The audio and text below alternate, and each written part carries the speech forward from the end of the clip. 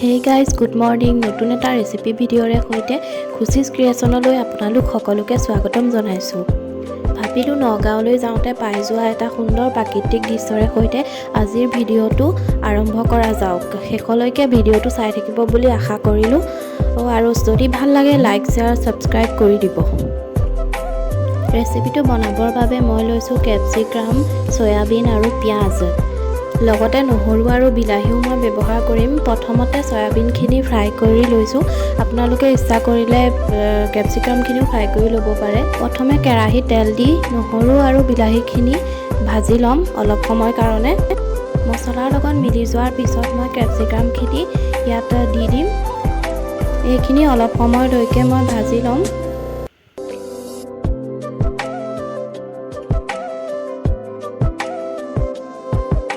এইখিনি অলপ সময় ভাজি লোৱাৰ পিছত ইয়াত মই পিঁয়াজখিনি দি দিম আৰু পিঁয়াজখিনি মছলা সোমোৱালৈকে গোটেইখিনি একেলগে অলপ সময়ৰ কাৰণে ভাজি ল'ম।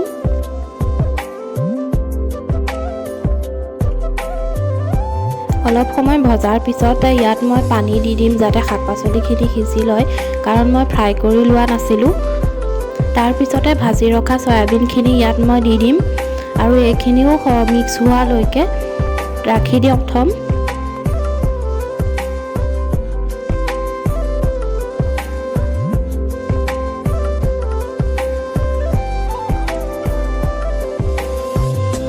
ইয়াতো মই অলপ পানী ব্যৱহাৰ কৰিছিলোঁ। এতিয়া ইয়াত মই টমেটো চচ ব্যৱহাৰ কৰিছোঁ।